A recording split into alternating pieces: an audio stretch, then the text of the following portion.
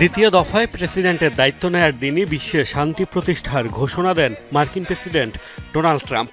গত এক বছরে একের পর এক যুদ্ধ থামানোর দাবি করেছেন, নিজেকে শান্তির দূত আখ্যা দিয়ে নোবেল শান্তি পুরস্কারের যোগ্য দাবিদারও বলেছেন। Trump Iran, Israel, Pakistan, Bharat সংঘাত সহ বেশ কয়েকটি যুদ্ধ থামাতে ভূমিকা রাখলেও গত এক বছরে মার্কিন বাহিনী নিজেরাই যেন আরও আগ্রাসী হয়ে উঠেছে। তাদের হামলার শিকার হয়েছে কমপক্ষে অর্ধ ডজন দেশ।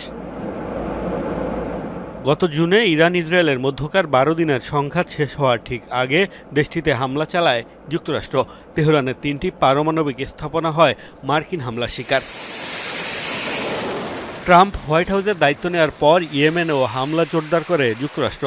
ওমানের মধ্যস্থতায় চুক্তি হওয়ার আগ পর্যন্ত হুতির স্থাপনা লক্ষ্য করে দেশটির বিভিন্ন স্থানে ব্যাপক বোমাবর্ষণ করে মার্কিন বাহিনী।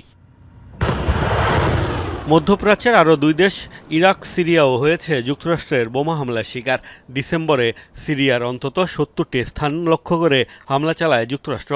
যদিও তাদের দাবি এসব হামলার লক্ষ্য ছিল ISIL এর স্থাপনা। এর আগে গত মার্চে জঙ্গি গোষ্ঠী ISIL এর এক শীর্ষ নেতাকে লক্ষ্য করে ইরাকেও হামলার দাবি করে ট্রাম্প প্রশাসন।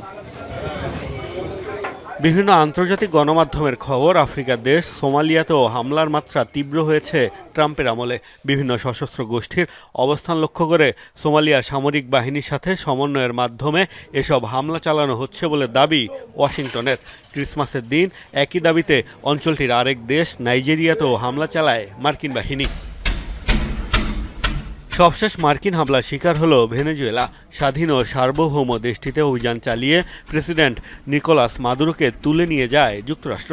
এর আগে গত সেপ্টেম্বর থেকে ক্যারিবিয়ান সাগর ও প্রশান্ত মহাসাগরে আন্তর্জাতিক জলসীমায় মাদক পরিবহনের অভিযোগে একের পর এক নৌযানে হামলা চালিয়েছে দেশটি। মোস্তফা মাহমুদ, যমুনা নিউজ।